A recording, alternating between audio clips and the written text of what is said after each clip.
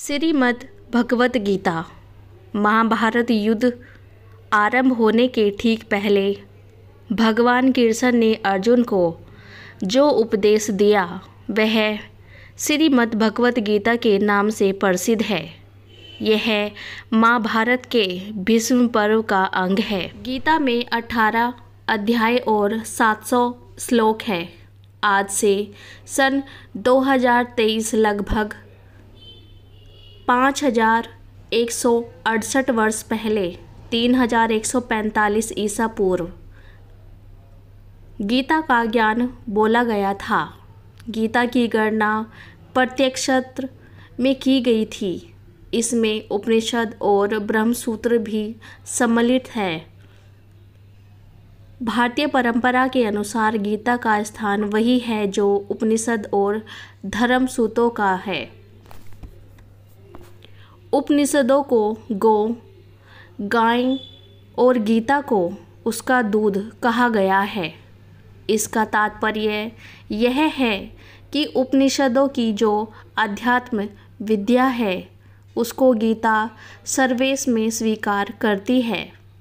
उपनिषदों की अनेक विधियाँ गीता में हैं, जैसे संसार के स्वरूप के संबंध में विद्या, अनादि जन्म ब्रह्मा के विषय में अव्युपुरुष विद्या, प्रकृति या जीव के विषय में अक्षर पुरुष विद्या और अपार प्रकृति या भौतिक जगत के विषय में अक्षर पुरुष विद्या। इस प्रकार वेदों के ब्रह्मवाद और उपनिषदों के अध्यात्म, इन दोनों की विशिष्ट सामग्री गीता में विख्यात है।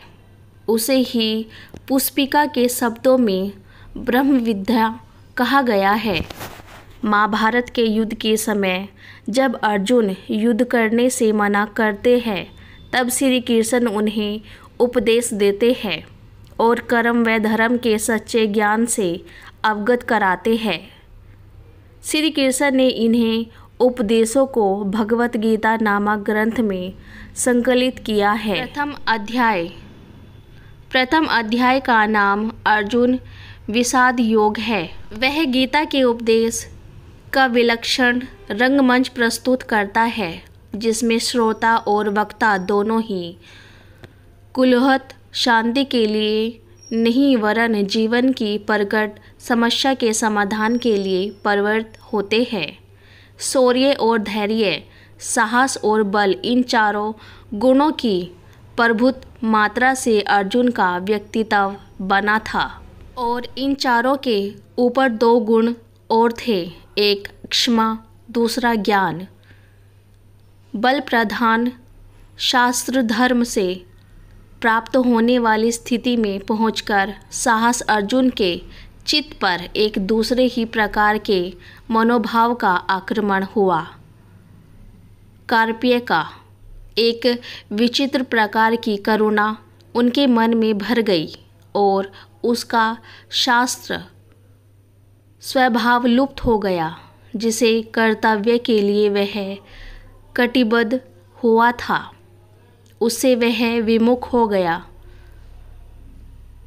ऊपर से देखने पर तो इस स्थिति में पक्ष में उसके तर्क धर्मयुक्त जान पड़ते हैं, किंतु उसने स्वयं ही उसे कर्मण्य दोष कहा है और यही माना है कि मन की इस कायरता के कारण उसका जन्म सिद्ध स्वभाव उपहत या नष्ट हो गया था। वह निर्णय नहीं ले पा रहा था कि युद्ध करे अथवा वैराग्य ले ले। क्या करे क्या न करे कुछ समझ में नहीं आता था।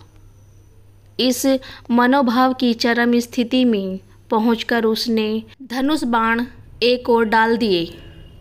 कृष्ण ने अर्जुन की वह स्थिति देखकर जान लिया कि अर्जुन का शरीर ठीक है, किंतु युद्ध आरंभ होने से पहले ही उस अद्भुत क्षत्रिय का मनोबल टूट चुका है। बिना मन के यह शरीर खड़ा नहीं रह सकता।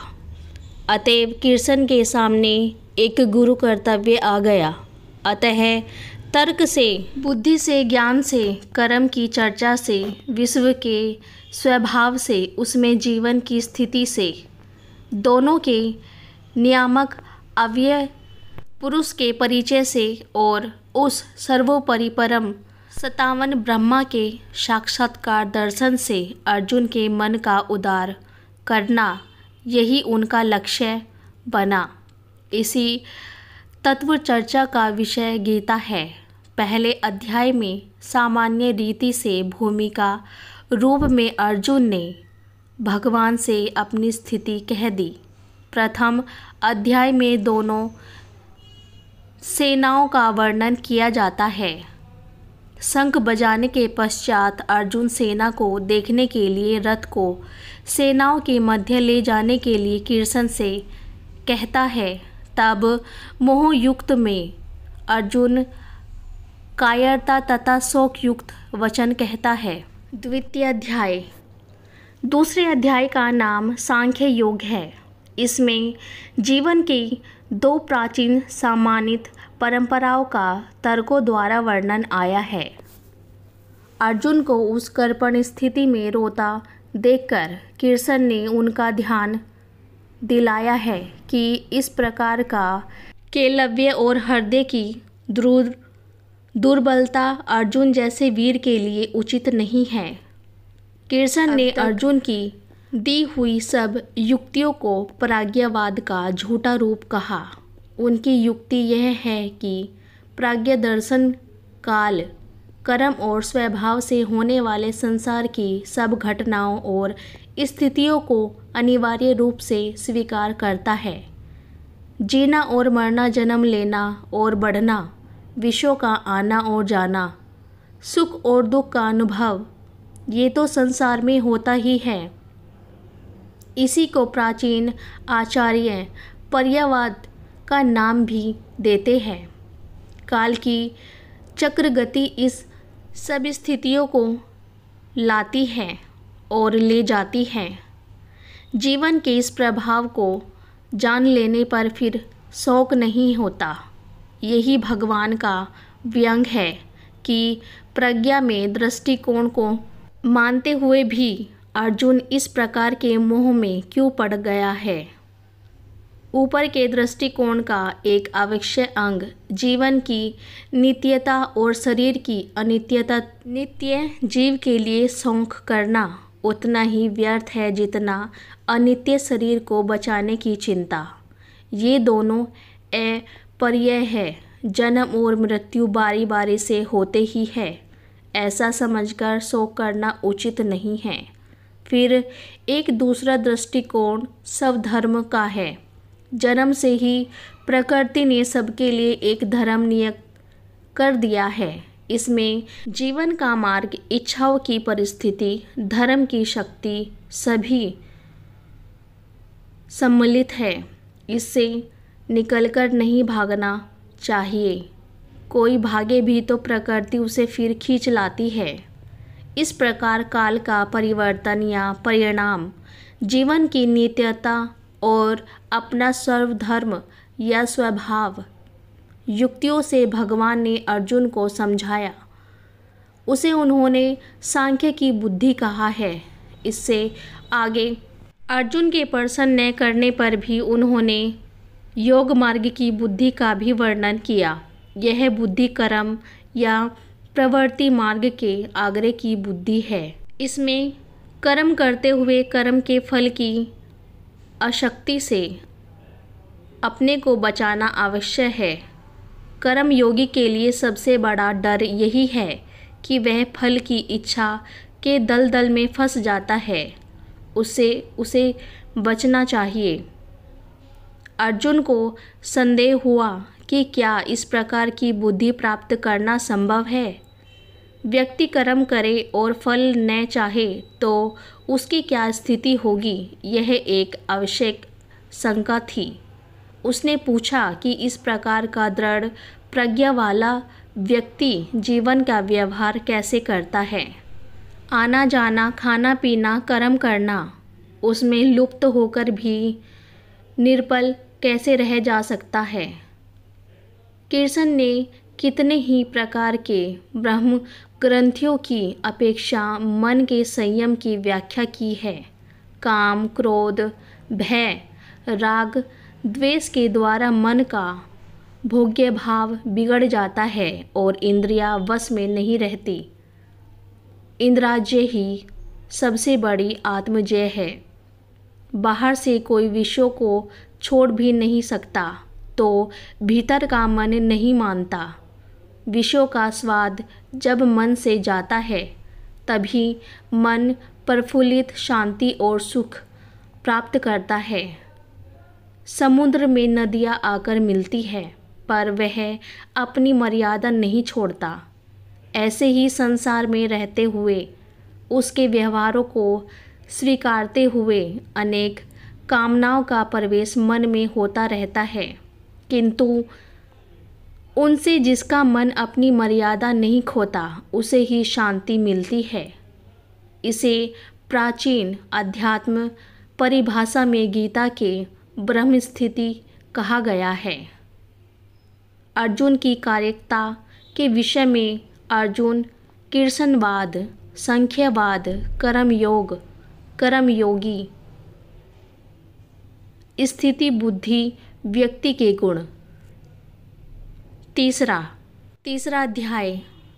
इस प्रकार संख्या की व्याख्या का उत्तर सुनकर कर्मयोग नामक तीसरे अध्याय में अर्जुन ने इस विषय में और गहरा उतरने के लिए स्पष्ट प्रश्न किया कि संख्या और योग, इन दोनों मार्गों में आप किसे अच्छा समझते हैं और क्यों नहीं यह निश्चित करते हैं मैं इन दोनों में से किसी एक को अपनाऊं।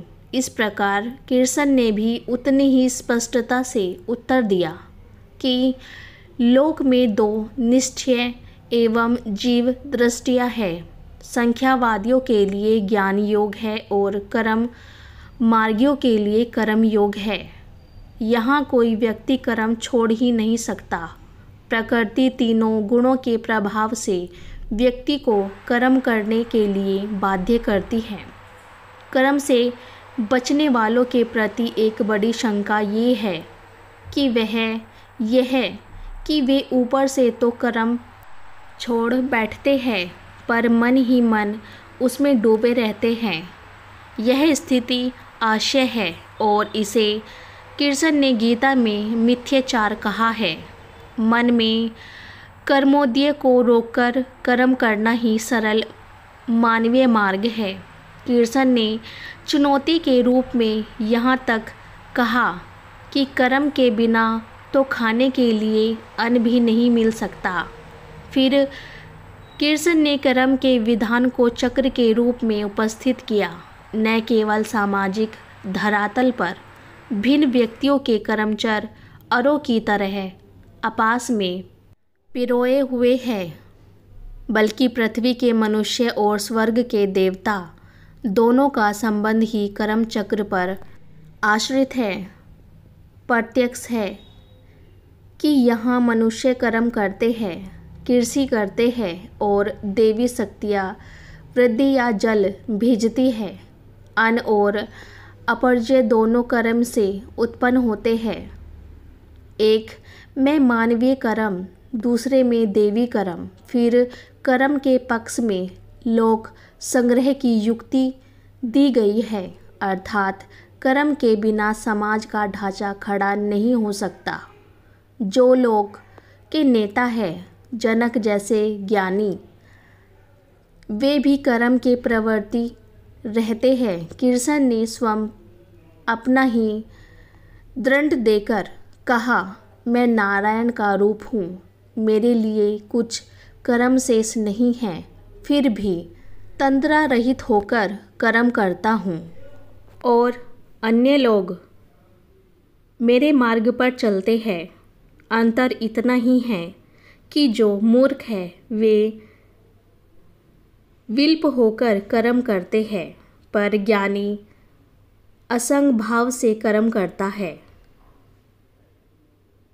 गीता में यही एक अभिप्राय शब्द बुद्धि भेद है, अर्थात जो साधारण समझ के लोग कर्म में लगे हैं, उन्हें उस मार्ग से उखाड़ना उचित नहीं, क्योंकि वे अज्ञानीवादी बन नहीं सकते, और यदि उनका कर्म भी छूट गया तो वे दोनों से भटक गए। नित्य कर्म करने वाली श्रेष्ठता, यज्ञ आदि कर्मों की आवश्यकता, अज्ञानी और ज्ञानी के लक्षण, काम के निरोध का विषय। चौथे अध्याय में जिसका नाम ज्ञान कर्म संन्यास योग है, यह बताया गया है कि ज्ञान प्राप्त करके कर्म करते हुए भी कर्म संन्यास का फल किया या उपाय से प्राप्त किया जा सकता है। यही गीता का वह प्रसिद्ध आश्वासन है कि जब जब धर्म की ग्लानि होती है तब तब मनुष्य के बीच भगवान का अवतार होता है, अर्थात भगवान की शक्ति विशेष रूप से मूर्ति होती है। यहीं पर एक वाक्य विशेष ध्यान देने योग्य है। कर्म से सिद्धि, इससे बड़ा प्रभावशाली जय सूत्र गीता दर्शन में नहीं है, किंतु गीता तत्व इस सूत्र में इतना सुधार और कराता है कि वह कर्म असंग भाव से अर्थात फलासक्ति से बचकर रहना चाहिए। भगवान बताते हैं कि सबसे पहले मैंने यह ज्ञान भगवान सूर्य को दिया था, सूर्य के पश्चात गुरु परंपरा द्वारा आगे बढ़ा, किंतु अब यह लुप्त प्राय हो गया है। अब वही ज्ञान मैं तुम्हें बताने जा रहा हूँ। अर्जुन कहते हैं कि आपका तो जन्म हाल ही में हुआ है, तो आपने यह सूर्य से कैसे कहा? तब श्री भगवान ने कहा कि तेरे और मेरे अनेक जन्म हुए, लेकिन तुम्हें ज्ञात नहीं है, मुझे ज्ञात है। श्री कृष्ण कहते हैं कि जब जब धर्म की हानि और अधर्म की वृद्धि होती है, तब तब मैं अपने स्वरूप की रचना करता हूँ। साधुओं की रक्षा के लिए, दुष्कर्मियों का विनाश करने के लिए, धर्म की स्थापना के लिए मैं युग युग में भगवान के रूप में अवतार लेता हूँ। कर्म, अकर्म और विक्रम का वर्णन, यज्ञों के स्वरूप, ज्ञान यज्ञ का वर्णन। 5वें अध्याय कर्म संन्यास योग नामक में फिर से यही युक्ति और दृढ़ रूप में कही गई है। इसमें कर्म के साथ जो मन का संबंध है, उसके संस्कार पर या उसे विशुद्ध करने पर विशेष ध्यान दिलाया गया है। यह भी कहा गया है कि ऊंचे धरातल पर पहुंचकर सांख्य और योग में कोई भेद नहीं रह जाता। किसी एक मार्ग पर ठीक प्रकार से चले तो समान फल प्राप्त होता है। जीवन के जितने कर्म हैं, सबको समर्पण कर देने से व्यक्ति एकदम शांति के ध्रुव बिंदु पर पहुंच जाता है और जल में खिले कमल के समान कर्म रूपी जल में लिप्त नहीं होता। भगवान श्री कृष्ण का इस अध्याय में कर्म योग और साधु पुरुष का वर्णन करते हैं तथा बताते हैं कि मैं सृष्टि के हर जीव में समान रूप से रहता हूँ, अतः प्राणी को समदर्शी होना चाहिए। ज्ञानी महापुरुष विद्या विनय युक्त ब्राह्मण में और चंडाल में तथा गाय, हाथी एवं कुत्ते में भी स्वरूप परमात्मा को देखने वाले होते हैं। 6ठे अध्याय में आत्म संयम योग है, जिसका विषय नाम से ही प्रकट है। जितने विषय है उन सब से इंद्रियों का संयम यही कर्म और ज्ञान का निचोड़ है। सुख और दुख में मन की समान स्थिति, इसे ही योग कहते हैं। सातवां अध्याय। सातवें अध्याय की संज्ञा ज्ञान विज्ञान योग है। ये प्राचीन भारतीय दर्शन की दो परिभाषाएं हैं। इनमें भी विज्ञान शब्द वैदिक दृष्टि से बहुत ही महत्वपूर्ण था। सृष्टि के नानात्व का ज्ञान विज्ञान है और नानात्व से एकत्व की ओर प्रगति ज्ञान है। ये दोनों दृष्टियाँ मानव के लिए उचित है। इस प्रसंग में विज्ञान की दृष्टि से अपरा और परा प्रकृति के इन दो रूपों की जो सुनिश्चित व्याख्या यहाँ गीता ने दी है वह अवश्य ध्यान देने योग्य है। अपरा प्रकृति के 8 तत्व है। पंचभूत मन, बुद्धि और अहंकार। जिस अंश से मानव का जन्म होता है उसमें ये 8 रहते हैं, किंतु यह प्रकृत सर्ग है, अर्थात यह जड़ है। इसमें ईश्वर की चेष्टा के संपर्क में जो चेतना आती है उसे परा प्रकृति कहते हैं। वही जीव है। 8 तत्वों से मिलकर जीवन 9 तत्व को जाता है। इस अध्याय में भगवान ने अनेक रूपों का उल्लेख किया गया, जिसका विवरण विभूति योग नामक 10वें अध्याय में आता है। यही विशेष भगवती दृष्टि का भी उल्लेख है, जिसका सूत्र वासुदेव सर्वमिति, सब वसु या शरीरों में ही देव तत्व है, उसी की संज्ञा विष्णु है। किंतु लोक में अपनी अपनी रुचि के अनुसार अनेक नामों और रूपों में उसी एक देव तत्व की उपासना की जाती है। वे सब ठीक है, किंतु अच्छा यही है कि बुद्धिमान मनुष्य उस ब्रह्म तत्व को पहचाने जो अध्यात्म विद्या का सर्वोसर शिखर है। पंच तत्व मन बुद्धि भी मैं हूँ। मैं ही संसार की उत्पत्ति करता हूँ और विनाश भी मैं ही करता हूँ। मेरे भक्त चाहे जिस प्रकार भजे, परंतु अनंत मुझे ही प्राप्त होता है। मैं योग माया से अप्रकट रहता हूँ और मूर्ख मुझे केवल साधारण मनुष्य ही समझते हैं। 8वां अध्याय। 8वें अध्याय की संज्ञा अक्षर ब्रह्म योग है। उपनिषदों में अक्षर विद्या का विस्तार हुआ। गीता में उस अक्षर विद्या का सार कहा गया है।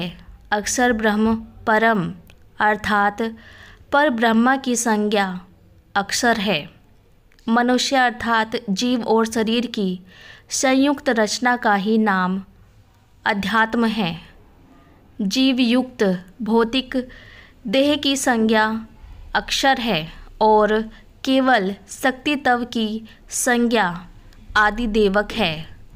देह के भीतर जीव ईश्वर तथा भूत से 3 शक्तियाँ मिलकर जिस प्रकार कार्य करती है उसे अधियज्ञ कहते हैं। गीताकार ने 2 श्लोकों में बताया गया है। इन 6 परिभाषाओं का स्वरूप बांध दिया गया है। गीता के शब्दों में ओम एकाक्षर ब्रह्म है। 9वां अध्याय। 9वें अध्याय को राजगृह योग कहा गया है, अर्थात यह अध्यात्म विद्या रागी है और यह गुरु ज्ञान जिसमें श्रेष्ठ है। राजा शब्द का एक अर्थ मन भी है, अतएव मन ही दिव्य शक्तियों को किस प्रकार ब्रह्म में बनाया जाए, इसकी युक्ति की ज्ञान विद्या है। इस श्रेष्ठ क्षेत्र में ब्रह्म तत्व का निरूषण ही प्रधान है। उसी से व्यक्त जगत का बारंबार निर्माण होता है। वेद का समस्त कर्मकांड, यज्ञ, अमृत और मृत्यु, संत और असंत और जितने भी देवी देवता हैं सबका पर्यासन ब्रह्म में ही है। लोक में जो अनेक प्रकार की देव पूजा प्रचलित है वह भी अपने अपने स्थान में ठीक है। समन्वय ही यही दृष्टि भगवत गीता आचार्यों की मान्यता है। यह उनकी बड़ी शक्ति थी। इसी दृष्टिकोण का विचार या व्याख्या 10वें अध्याय में पाई गई है। 10वां अध्याय। 10वें अध्याय का नाम विभूति योग है। इसका सार यह है कि लोक में जितने देवता है सब एक ही भगवान की विभूतियाँ हैं। मनुष्य के समस्त गुण और अवगुण भगवान की शक्ति के ही रूप है। बुद्धि से इन छुटे भेव देवताओं की व्याख्या चाहे हो सके, किंतु लोक में तो वह है ही। कोई पीपल की पूजा कर रहा है, कोई पहाड़ को, कोई नदी या समुद्र को, कोई उनमें रहने वाले मछली कछुओं को। कितने देवता है इसका कोई अंत नहीं।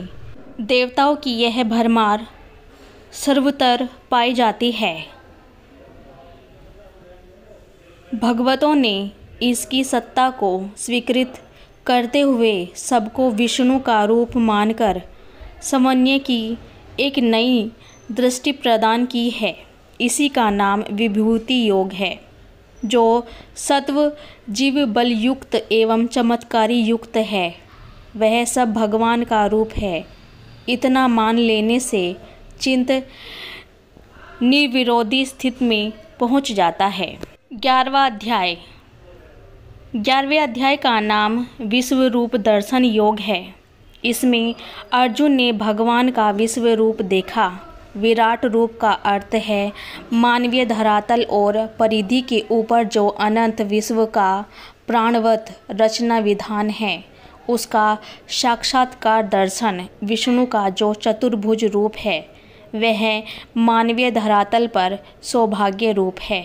जब अर्जुन ने भगवान का रूप विराट देखा तो उसके मस्तक का विस्फोटन होने लगा।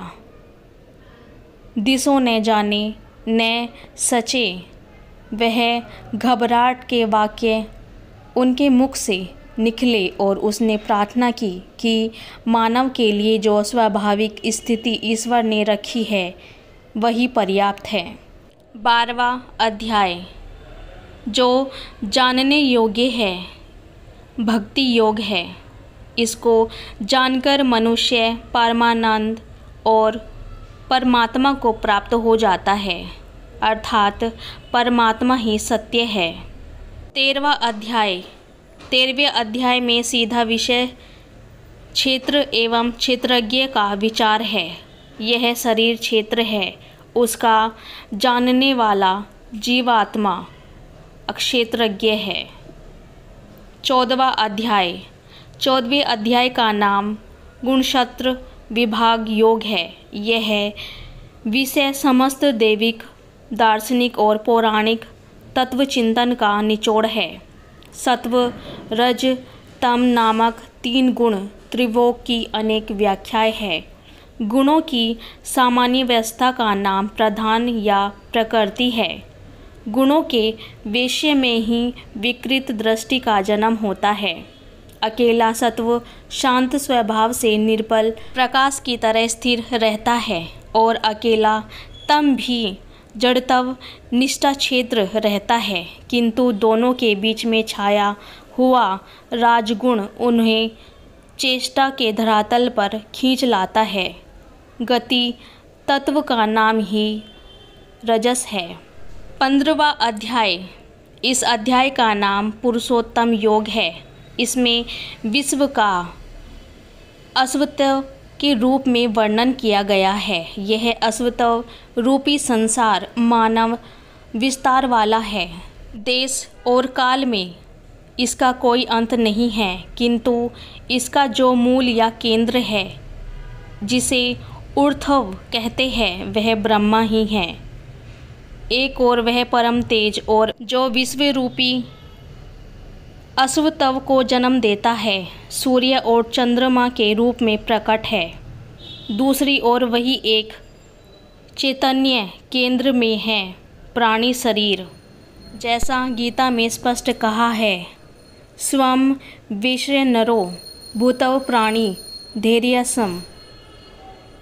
चेतना से बढ़कर और दूसरा रहस्य नहीं है। नर या पुरुष तीन हैं, अक्षर, क्षर और अव्यय। पंचभूतों का नाम क्षर है और प्राण का नाम अक्षर है और मनस्तव या चिंतन की संज्ञा अव्यय है। इन्हीं तीन नरों की एकत्रित स्थिति से मानवीय चिंतन का जन्म होता है। 16वां अध्याय देवासुर संपत्ति का विभाग बताया गया है। 16वें अध्याय में आरंभ से ही ऋग्वेद में स्थित सृष्टि की कल्पना देवी और असुर शक्तियों के रूप में की गई है। यह सृष्टि के द्वितीय रूप की कल्पना है, एक अच्छा और दूसरा बुरा, एक प्रकाश में दूसरा अंधकार में, एक अमृत दूसरा मत्य, एक सत्य दूसरा अनर्थ। 17वां अध्याय 17वें अध्याय में संज्ञा श्रद्धाश्य विभाग योग है। इसका संबंध सत, रज और तम इन तीनों गुणों से ही है, अर्थात जिसमें जिस गुण का प्रादुर्भाव होता है उसकी श्रद्धा या जीवन की निष्ठा वैसी ही बन जाती है। यज्ञ, तप, दान, कर्म ये सब 3 प्रकार की श्रद्धा से संचालित होते हैं। यहाँ तक कि आहार भी 3 प्रकार का होता है। उनके भेद और लक्षण गीता ने यहाँ बताए हैं। 18वां अध्याय 18वें अध्याय में संज्ञा मोक्ष संन्यास योग है, जिसमें गीता के समस्त उपदेशों का सार एवं उपसंहार है। यहाँ पुनः बलपूर्वक मानव जीवन के लिए 3 गुणों का महत्व कहा गया है।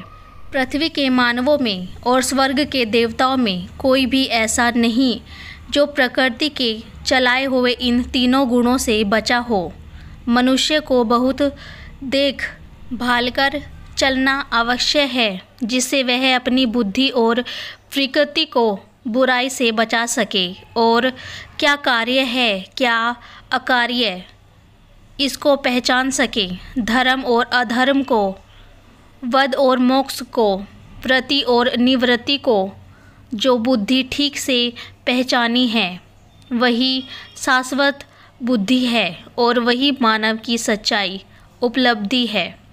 इस प्रकार भगवान ने जीवन के लिए व्यवहारिक मार्ग का उपदेश देकर अंत में यह कहा कि मनुष्य जो चाहे कि संसार के सब व्यवहारों का सच्चाई से पालन करते हुए जो अखंड चैतन्य तत्व है, जिसे ईश्वर कहते हैं, जो प्रत्येक प्राणी के हृदय या केंद्र में विराजमान है, उसमें विश्वास रखे, उसका अनुभव करे।